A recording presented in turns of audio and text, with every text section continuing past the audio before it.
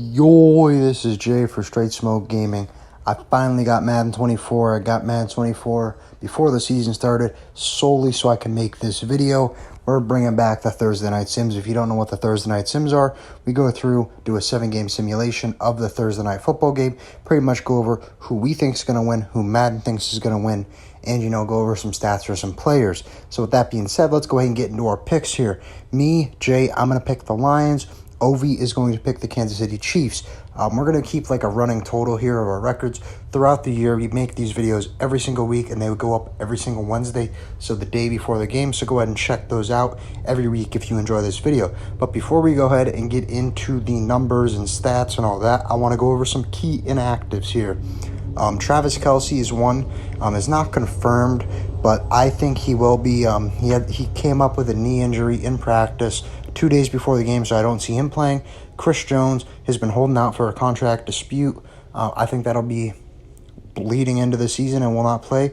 And then obviously for the Lions, Jamison Williams, as he is out for gambling. So he's suspended for the first 6 weeks. With that being said, let's go ahead and get into the averages for positions and all that. So starting off with the Kansas City Chiefs, we got Patrick Mahomes. Patrick Mahomes passed for an average of 282 yards, 2 touchdowns, and 1 interception in the 7-game simulation. Jared Goff, on the other hand, for the Detroit Lions, passed for a total of 234 yards, 1 touchdown, and 1 interception. It'll be interesting to see if they still rely on Mahomes. I do think they will. He is the best quarterback in football. But it'll be interesting to see if they go to a little bit more of a balanced attack.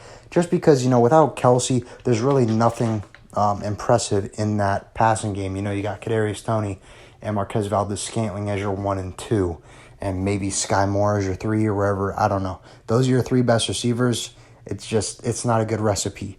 So now on to the rushing side. Let's start with Isaiah Pacheco. He averaged a total of 52 yards and 0 touchdowns. Not much of a surprise here. That's more of a committee. Same with the Detroit Lions. They also have a committee featuring 2 brand new running backs, David Montgomery and Jahmyr Gibbs. But for this case, for both of these, we went with more of the rushing points, Isaiah Pacheco and David Montgomery. So David Montgomery's averages is going to come out to be 56 yards and a touchdown. Not surprising here. The Lions really focused on the run game last year. They had Jamal Williams, who led the league in touchdowns. So, for you to be successful, you're going to need to have a good running game. And I think with that David Montgomery, Jahmyr Gibbs 1-2 punch, it's going to be good. And obviously, when you have a committee, 56 yards and a touchdown from one of your backs is good as long as your other back picks it up. So that'll be something that we will have to look forward to in the game. When it comes to receiving, the way we determine who's the receiver to look out for is in the 7-game sim. We go ahead and we write down 3 receivers from each game that were considered the best receivers, whether that's from scoring a touchdown or touchdowns. Receptions, yards, average yards per reception. So with all that factored in, I go ahead and I pick the 3 best receivers.